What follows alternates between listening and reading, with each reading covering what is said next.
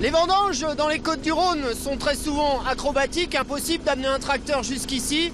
Mais les vignerons ont de la ressource, comme cette solution qu'ils ont trouvée avec un monorail. C'est son cadeau de Noël, hein. Alors, il s'amuse avec ça, hein. C'est comme un petit garçon qui ouvre son paquet de Noël, c'est marrant. Ce petit garçon, c'est le papy de la cuvée emblématique du domaine du Monteillet. Antoine Montez, au nom prédestiné, décide en 2003 d'atteindre des sommets d'innovation dans ses chaillés millénaires.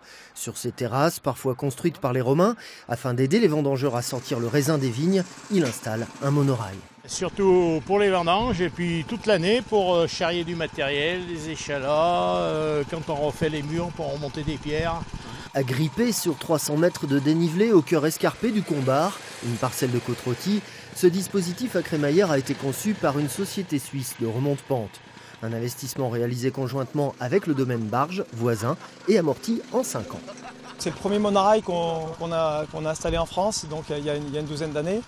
Alors j'ai prévu d'en installer un sur une autre parcelle de Condrieu, qui est vraiment vertigineuse. Par rapport au temps gagné, par rapport aux efforts d'éviter, non, ça reste relativement abordable.